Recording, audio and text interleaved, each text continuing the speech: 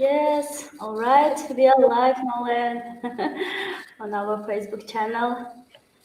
Thank you, Um, Aida. how are you, Nolen? I'm How are you wonderful. doing? How about you? I'm doing great, thank you.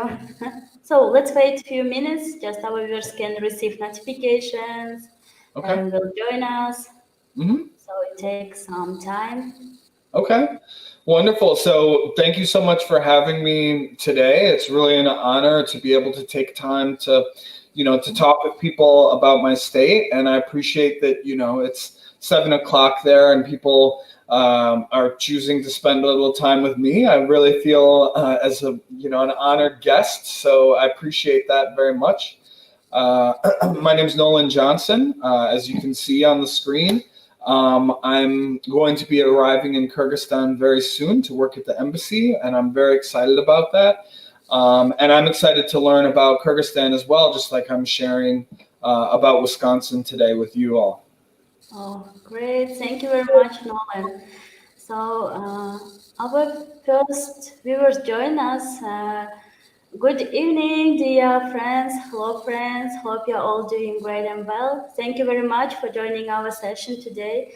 And we are very happy to continue our live virtual US state tours. And I'm very excited tonight to talk with our guest speaker, and very pleased to introduce him, the American diplomat Nolen Johnson.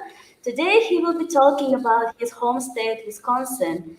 And dear friends, please feel free to ask your question during the live presentation, and after that, Nolan will answer them. Thank you very much, Nolan, for accepting the invitation and being our guest speaker. It's wonderful to have you today. Thank you very much. Thank you. So, just so you know, my goal today is to make sure that every single one of you leaves this presentation knowing that Wisconsin is the best state of all 50 states. So by the end of the presentation, please write in the chat and be like, you convinced me it's the greatest place. I'll go there as soon as I have a chance. Or if you're like, yeah, I still like New York or California better, it's okay. You can tell me that too. But that's my goal. So we'll see if I achieve it. Great. And some of you doing three Wisconsin. Yeah, doing the W. So yeah, it's very exciting. Yeah, you can feel free to send some selfies of yourself doing the W. It's okay. That sounds good. So, All right. So while she's bringing up the PowerPoint, yeah. I can just say that Wisconsin is a really wonderful state. It's right in the middle of the United States. You can go to the next slide. It's right in the middle of the United States. It's outlined in red, partially because that is one of the state colors. As you can see, it's right in the middle in the north, so it's quite cold. I know that you all understand what real cold is like when, for instance, I work construction, and I remember, being outside working in the winter, and my beard was just frozen with icicles. So, that it gets quite cold in the wintertime. As you can see, there's two lakes by it, Lake Superior and Lake Michigan. Lake Superior is actually the largest freshwater lake in the entire world by surface area, so it's huge. If you do go to Wisconsin, I wouldn't really advise swimming in it because it is freezing cold, although I know that some people believe that's good for your health. I've tried it before, not a fan, not really a fan. Then to the east of Wisconsin is Lake Michigan, which is named after the state Michigan, which is farther on east. So Wisconsin's flanked by two lakes. Some people call Wisconsin the Mitten State because if you look at it, if you look at it, it kind of looks like there's a little mitten coming off the side, just like that. So that's why some people call it the Mitten State. In terms of things to do in Wisconsin, there's so much to see and do, and I'll get into more of that later, but you can see on the side, there's skiing, there's fishing, you can see lots of sports, basketball, the Milwaukee Bucks, baseball, the Milwaukee Brewers. the Green Bay Packers, which is an incredible football team. And I'll show you something related to, if you stay on, I'm going to tell you what this is later. This has to do with the Green Bay Packers. So I'll tell you about that in a little bit. So it's just an incredible place. Lots of stuff to see and do. Lots of really interesting things about the state. And we'll get into that in the next slide. So Wisconsin is called the Badger State. And badgers are small, fierce animals that eat rodents. You can see a badger on the left. That one looks very cute, like a little pet. But in general, they are very strong and very fierce animals, and they live underground. And the reason why Wisconsin is called the Badger State isn't because we have lots of badgers, even though we do. We do have many badgers in the state. The reason why is because in the 19th century, mining was very important for the Wisconsin economy. Mining lead, mining granite, mining iron. So all of these miners, they had to stay warm in the winter.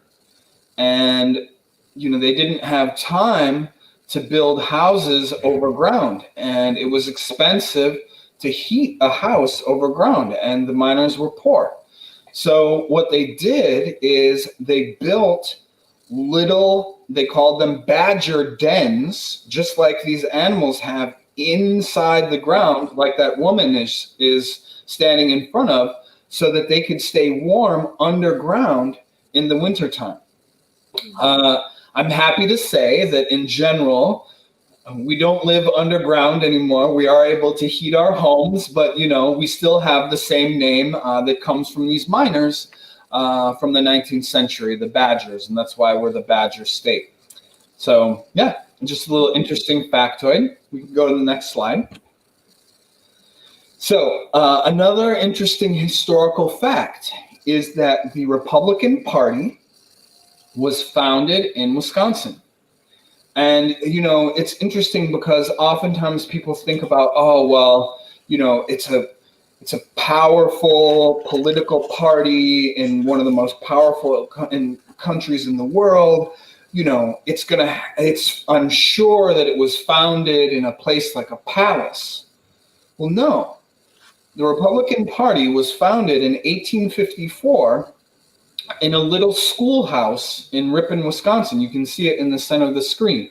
You know, just a couple room schoolhouse, you know, where normal kids learned the subjects of spelling and math and everything else. And so this party was founded in 1854. And one of the main reasons why this party was founded was to oppose slavery in the United States. So in 1854, the Republican Party was founded. And imagine that literally 6 years later, Abraham Lincoln was elected president of the United States from that party. So this party was founded in a tiny little schoolhouse, and only 6 years later, their candidate has been elected president of the country. Because of how powerful that anti-slavery message was. And, you know, I think to me, it's just really inspiring to see that, you know, you can make change in a country starting from something so small as a tiny little schoolhouse. And I think that's something that I feel very inspired about. And I'm, you know, another thing that I'm very proud about for Wisconsin, and another reason why Wisconsin is the best state of all 50. So, after Abraham Lincoln was elected president, as you probably know, due to a variety of factors, but overall it was the conflict over slavery that led the United States into civil war, the North and South formed armies to fight this war. And the armies of the North, it was mainly just people from cities, because the North had all of the big cities like Philadelphia and New York and everything like that. But Wisconsin was a frontier state. So Wisconsin had hunters and trappers and people who were used to living in hard conditions and people who were used to using weapons to hunt and to, in order to get food. And so the volunteers, because many volunteered to fight in the Civil War to abolish slavery, the volunteers from Wisconsin were known as the Iron Brigade because they were so strong in battle. And at the Battle of Gettysburg, the most important battle of the Civil War, the Iron Brigade was on the front lines fighting, and out of the 1,883 soldiers in the brigade, more than 1,100 were killed, wounded, or missing. But by fighting in that battle, they allowed the Union soldiers the Northern Union soldiers to take the high ground in the battle and defeat the South. So that's another reason why I'm proud, because Wisconsin played a key part in winning the war for the North and abolishing slavery and maintaining the union between the states. So another point for Wisconsin and the Iron Brigade. You can go to the next slide. So, as you know, the United States is a country of immigrants. Almost everyone in the United States, besides Native Americans, their ancestors or they themselves came from another place. And Wisconsin is like that, and just like every other state. It's very interesting because, how do immigrants choose where they go? Well, oftentimes immigrants will choose where they go because they, in the 1900s, Germans and Norwegians flooded into Wisconsin. And why? It makes sense. It's cold in Wisconsin, it's cold in Norway, it's cold in Germany. So it's a similar place to live, so they all came. So in 1840s, 1850s, there were political problems and disputes in Germany, and a lot of German people fled those disputes and came to the United States and came to Wisconsin. Even today with Norway as well, many Norwegians, and you can see this picture from the early 1900s of a Norwegian sewing society of women, and even today, 8% of the population in Wisconsin, they're Norwegian American people. I myself am Norwegian American. My grandma used to make me special Norwegian food called lefse, which is a flat bread, kind of like a pita, but it's made out of potatoes, and it's chef's kiss. It's delicious. And so, again, back to the Germans, by 1900, Germans were 10% of the population in the state, German immigrants. So, it was a booming place where lots of people came, and even, some of the major cities like Milwaukee. Milwaukee was very heavily German and still is. And even in schools in Wisconsin today, you can still learn German. So, but it's not just, European immigrants. We also have immigrants from all over the world. And the other picture here is of Hmong immigrants who came to the United States after the end of the Vietnam War because they had assisted the United States during that war, and we helped them flee the communist government and come to the United States to live. And, I had Hmong friends in high school, and it's that's one of the things that I love the most about Wisconsin. And especially in the big cities, you can find people from all over the world, Nepalese, Vietnamese, Cambodians, Tibetans. I mean, people from everywhere are in Wisconsin. And that's one of the things that I love about it. And of course, those people, they bring their food. So, for instance, the Germans, they brought sausages and brats, B-R-A-T. Brats are huge, enormous sausages that are eaten with sauerkraut, and they are so delicious. And I know that that'll be one of the things that I probably miss the most when I get to Kyrgyzstan. So people always miss the food when they get overseas. So that's another great thing about Wisconsin. So we can go to the next slide. Now, my favorite thing about Wisconsin is the cheese. The cheese, the cheese, the cheese, the cheese is so, so good. And cheese is such an important part of our culture and identity that in the 90s, people started wearing, at sports events, people started wearing these foam hats called cheese heads. And even today, when you talk to other people from the United States and you tell them you're from Wisconsin, they're like, oh, a cheese head, because that's how we are known. That is our identity, and that's who we are. So I'm a proud cheesehead. I don't wear this hat all the time. For instance, as a diplomat, I don't think it would be okay for me to wear this cheesehead to a meeting, but I'm wearing it for you today. Now, why is cheese such an important part of the culture? Well, there are more cows per capita in Wisconsin than anywhere else in the United States. So there are more cows in Wisconsin than people, I believe. So I have to check that, but I'm pretty sure that's the truth. And so, when you drive through Wisconsin, it's beautiful.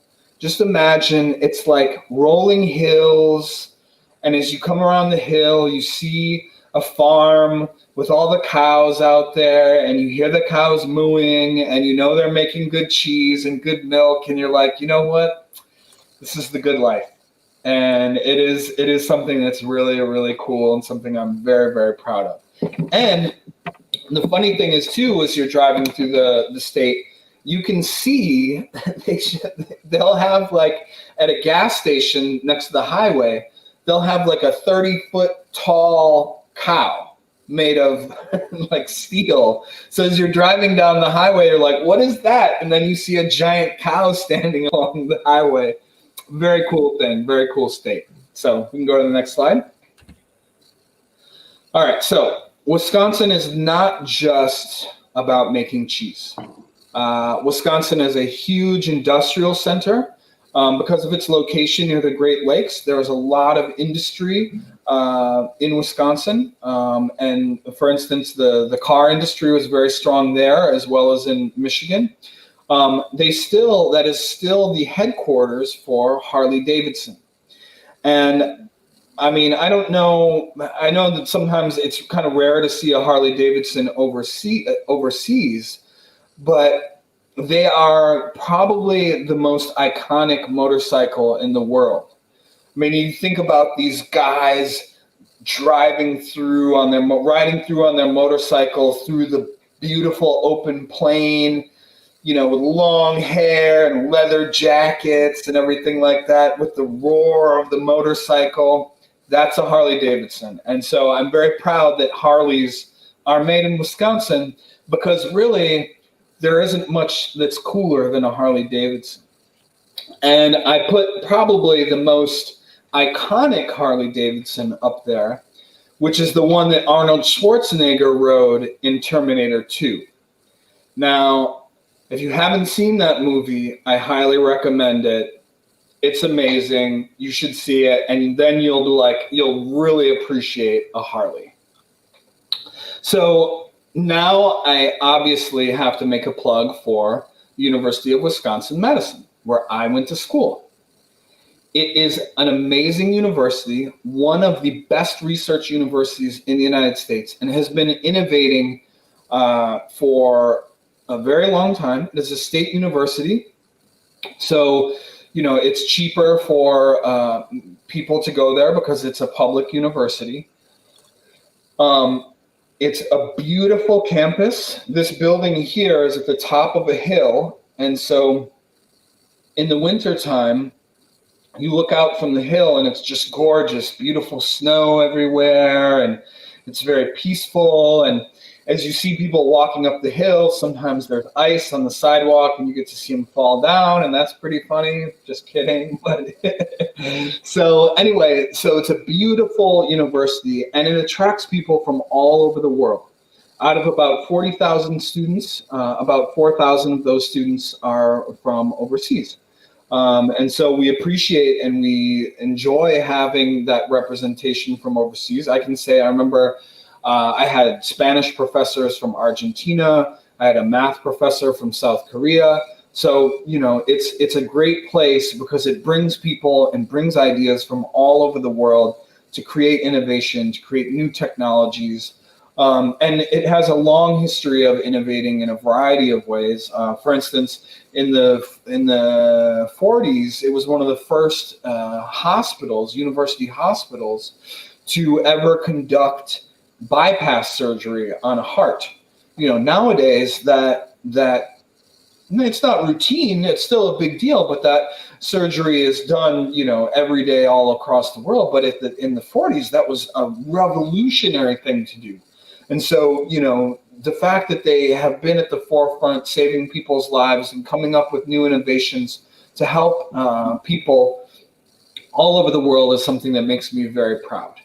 So I do miss my university, and I go back there every time I get a chance to visit, just to feel the amazing ambiance and be a part of University of Wisconsin-Madison experience. So, as I said, there's lots to see and do in Wisconsin.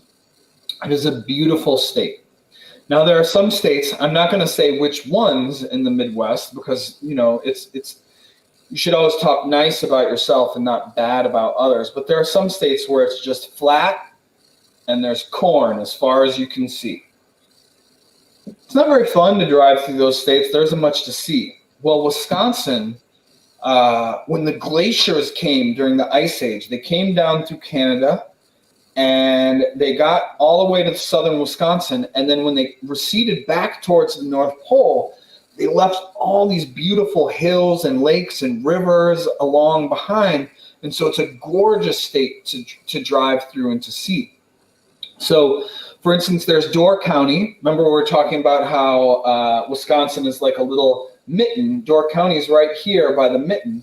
And it's just this beautiful natural area with lots of gorgeous lighthouses. Like you can see this red one right here on Lake Michigan. And it's just a great place to live and a great place to visit. People love to go there. Wisconsin Dells, you can see these canyons that have been formed by the glaciers. And so what you can do is you just take a boat through these canyons and just marvel at the gorgeous natural beauty of the Dells area. Plus there's tons of other like tourist attractions at the Dells. There's water parks, there's carnival rides. It's a great place to take your kids. And then my favorite, which is Devil's Lake. As you can see, I think they called it that because, I mean, look at that rock right there. They're like, who did this? Maybe it was the devil. So they, they have this beautiful lake, and it's at the bottom of of these hills. And so you can kind of stand at the top of the hill and look down in the lake. It's perfect temperature to swim in, gorgeous water. So people go there for barbecues. They go there to canoe. It's just a gorgeous place to hike and to see and to just take in the natural beauty. And I do miss Devil's Lake, but I'm excited to explore all of the amazing lakes in Kyrgyzstan very soon. I know about Issyk, but I'm sure there are many other places that'll be just as exciting to see as well. Okay? Mm-hmm. So there's a few fun things about Wisconsin. And I don't know if you like ice cream, but most people do. And if you don't like ice cream, you're kind of weird. But anyway, so the ice cream sundae was invented in Wisconsin. Some people in New York say they invented it, but don't believe them. We're Midwesterners. We tell the truth. So we invented the ice cream sundae because on Sunday, this guy started selling them only on Sunday. And the reason why they called them ice cream sundaes was because a little girl went in and said, oh, can we just pretend it's Sunday? I really want one of those. And so the owner of the store said, okay, we're just going to call them ice cream sundaes. And then from that, they became known all over the world as ice cream sundaes. So yes, if you enjoy ice cream sundaes, the next time you eat one, think about Wisconsin. In addition, I don't know if you are a fan of the circus, but the first circus in the United States was founded in Wisconsin, the Ringling Brothers and Barnum Bailey Circus. And it became the most successful circus in the world, and just incredible shows with incredible people and, animals and everything like that. And you can still go see the Circus Museum in Baraboo today. So I've been there a few times when I was a kid, and it was really fun to see and to visit. One other fact that's very interesting is Wisconsin is a huge, huge place for people to come hunt. Hunting is a part of Wisconsin's culture, and many people go hunting in the woods in the north, especially for deer. And so there's 80,000 deer in the state roaming through the forests of Wisconsin. So there's many deer there. And so on the opening day of hunting season, because there's only a small couple weeks a year when people can go hunt, on the opening day, there are so many hunters out in the woods that if they were an army, they would be the 8th largest army in the world. That's how many people are out there hunting. And I can say, if you've never had deer meat, I would highly recommend it. It's delicious. Venison, it's fantastic. So especially if it's made into sausage. So there's hunting, there's fishing, there's amazing food, there's incredible industry, there's an amazing diverse culture of people from all over the world. There's beautiful natural places to see. Wisconsin is a wonderful state, and I really do hope that you've learned a little bit about it, and you have a little bit more appreciation for it. And if you do make it to the United States for a trip, please try and put that on your itinerary. It is a wonderful place to visit with wonderful, kind people, and you will be welcome there, and you'll really enjoy your time there. So I guess the last slide. So on Wisconsin, it's our state motto, on Wisconsin. We'll do the W for Wisconsin. And thank you so much. And I'd love to hear any of your questions or comments and see what you have to say. Thank you very much, Nolen, for your great journey to Wisconsin City. We learned so many things about Wisconsin, and already we received a lot of questions and comments here. Okay. So good evening, everyone. Greetings from Colombia. Thanks for bringing this valuable information about the states. Thank you very much. Thank you, Jesus. And here we receive one question. Have you ever experienced any challenges in cultural differences to fit in? Well, of course. I mean, I've lived I've been very lucky, and thank you. I've been very lucky to live in many different places, and so I've lived in Mozambique. I've lived in Chile. I've lived in Jordan. I've lived in Morocco. I've lived in Egypt. I've lived in Pakistan. So I've been all over the place, and I've been lucky to have wonderful friends in each of these places. And I'll always remember, the first time I lived overseas, it was in Chile. I was an exchange student in undergraduate and university. I was 20 years old. And so I moved in with my family, and, I was living with this host family, and I was going to live with them for 10 months. And so it's a lot of pressure. You're living in these people's house, and it's like you have to be respectful, and you want them to like you, and you want to like them, and you're just like kind of scared. And I always remember the first day I was there, they're like, "Oh, we made something special for you. It's an amazing Chilean dish called humitas, and it's these and it's like cornmeal fritters, and they were terrible, and I hated them. But of course, I was like, "Oh, this is so delicious," because it was my first day. So I was like, and so after about a month, because I didn't want to offend them on my first day or have them think that I didn't like the food, or because I did eventually like lots of Chilean food, but I didn't want to tell them the first day.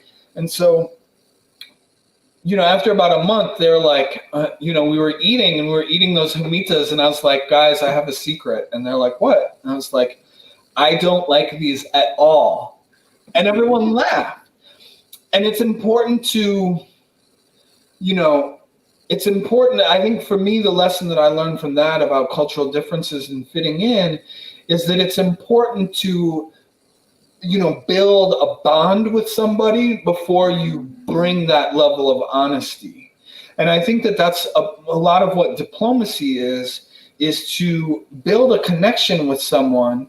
And once you have that connection, then you can become honest and, and really bring that level of honesty into the relationship so that you can build something, but it's built on that mutual respect that you have for each other.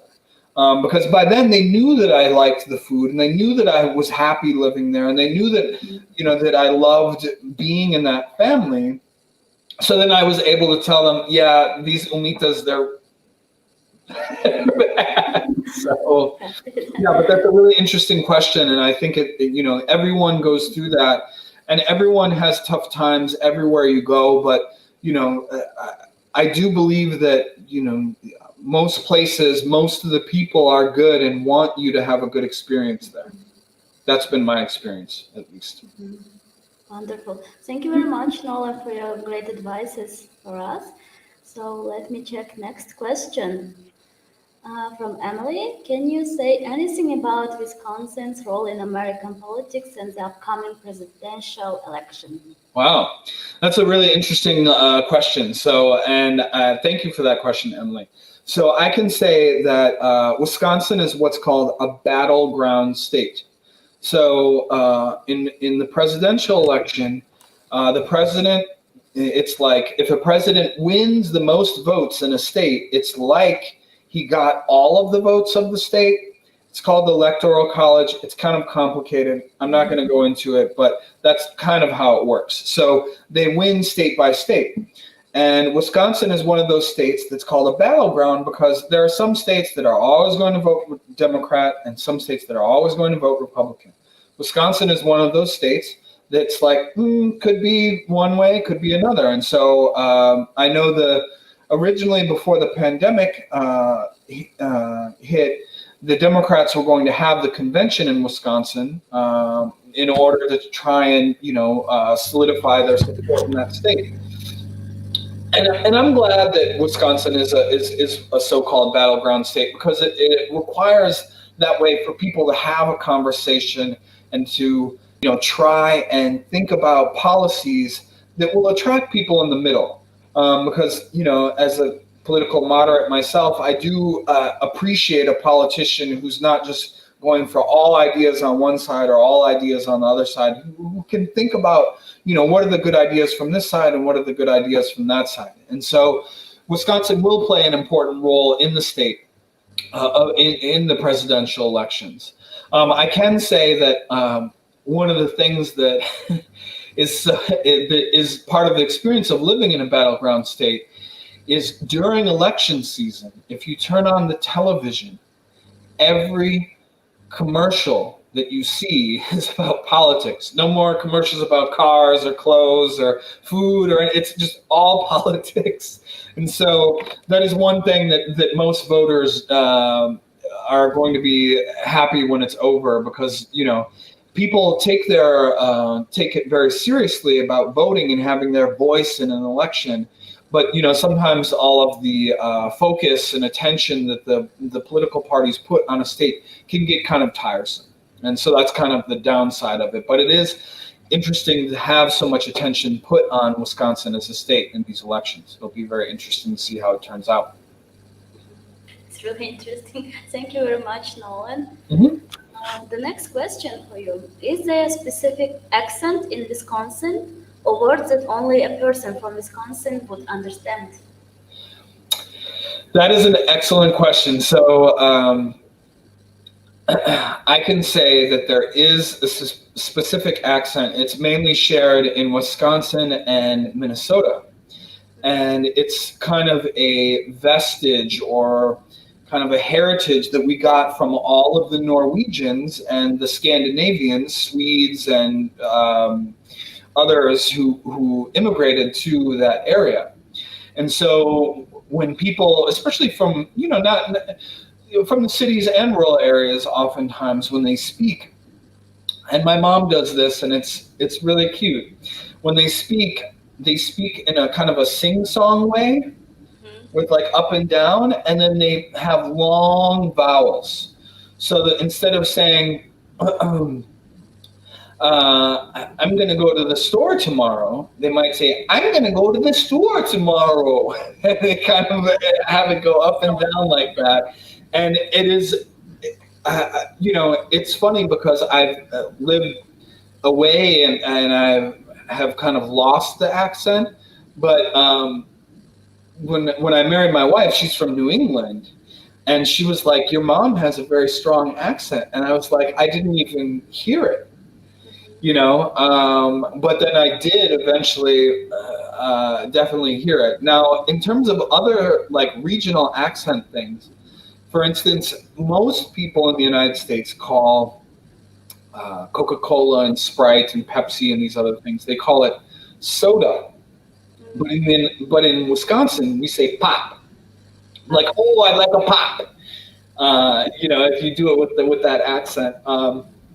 Or the drinking fountain or water fountain, we call it a bubbler because the water bubbles up out of it. I don't know exactly why, but yes, we do have our own regional accent.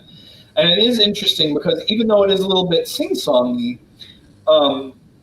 there's a big call center industry internationally, right? So these call centers oftentimes are based in the Philippines or in India or other places, and these call centers provide support for big companies, for IT issues or whatever. And oftentimes when they bring people from the United States to train them on an accent, they bring people from the upper Midwest, from Wisconsin and from Minnesota, because our accent is very easily understood. And so even though, yes, it is a little sing-songy and it's a little fun to listen to, it is very easily understood accent. I see. Thank you very much, Nolen, for your answer. That's another reason why you should come to Wisconsin, because then you'll understand all the things that people are saying to you. Yes. Thank you very much. The next question, what was the most interesting thing invented in Wisconsin? The most interesting thing invented in Wisconsin. So, I mean, beyond the ice cream sundae,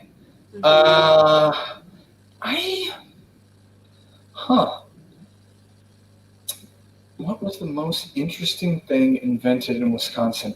I don't know the answer to that, but what I can say is, just recently I read that some of the first ever satellite circuitry was for weather satellites were invented at the University of Wisconsin.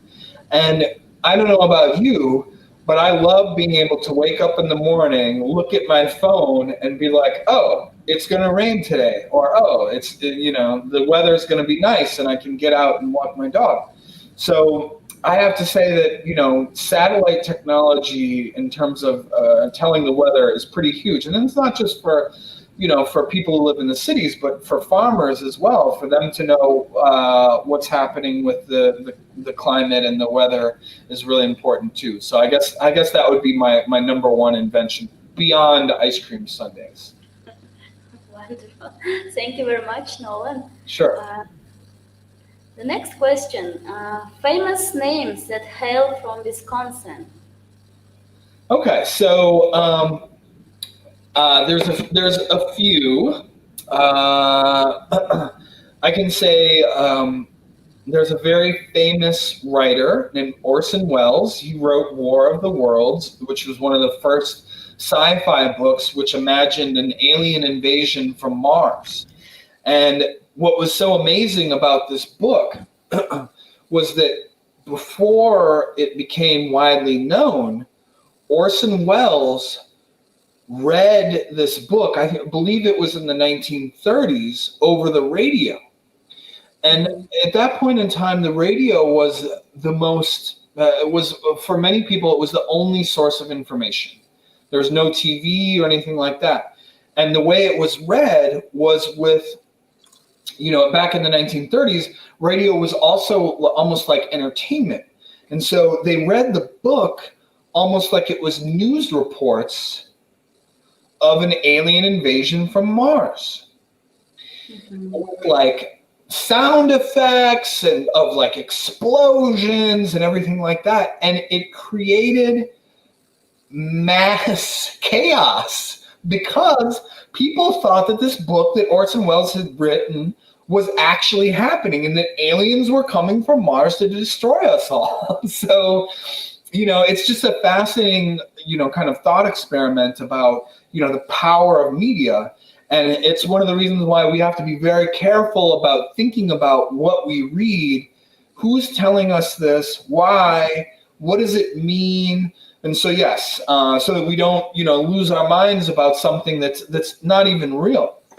So eventually, after they had started this, he had to actually read a disclaimer on air after these problems had started to say, this isn't real, to get people to calm down.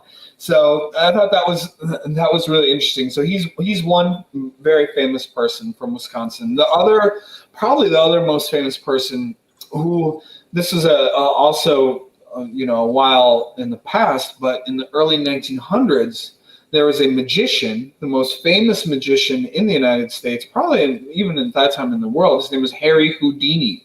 And Houdini would do all of these incredible tricks where, for instance, he would be submerged in water with his hands locked together and his legs locked together, and he would somehow shake his way out of it and survive. And so, between Orson Welles and Harry Houdini, those are probably two really famous Wisconsinites. And then finally, the very famous artist, Georgia O'Keeffe.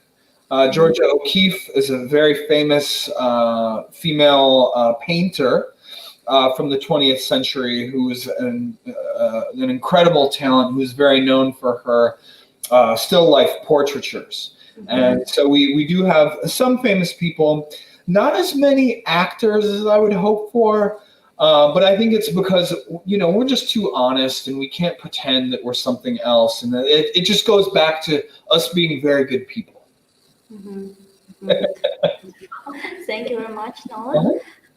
We received one more question. Many places ban circuses or restricted the use of animals in shows. Are there still circuses with animals in Wisconsin? That's a good question. I don't think so. When I grew up, I believe there still were. And of course, I think there's still, for instance, lots of spectacles where, for instance, they'll have actors recreate the movie Frozen, for example, and they'll be skating around on ice and everything like that. And so it's that, circuses with animals, I think, is something from the past that doesn't really happen anymore.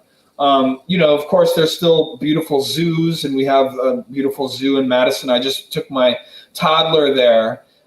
His name's Conrad, and I took Conrad there, and, he saw the orangutan up in the trees, and he was like, oh, he was so excited about it. But I don't believe that that the circuses still kind of run with the animals. I think that's something that's from the past, and I don't believe that it does anymore, but I could be wrong. So it's been a while. Are Mhm. there circuses in Kyrgyzstan, Aida? No, No? Okay. no, All right. yes.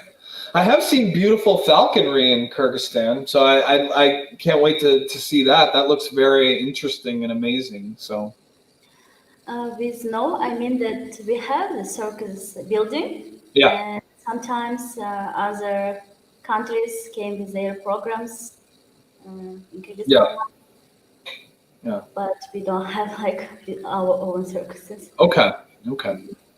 Interesting. Thank you very much, Nolan. Thank you. So one more question. Uh-huh. What does the name Wisconsin mean?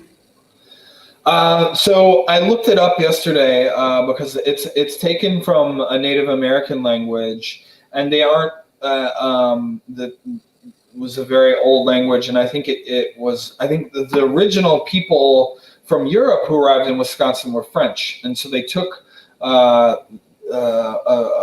word that they heard and then kind of made it into French Wisconsin, like they made it a little bit French. And so my understanding is like a river. It's the name of a river that was in the area, the Wisconsin River, and so I think it's like. River that runs through a red place because I think I showed you some of those pictures before.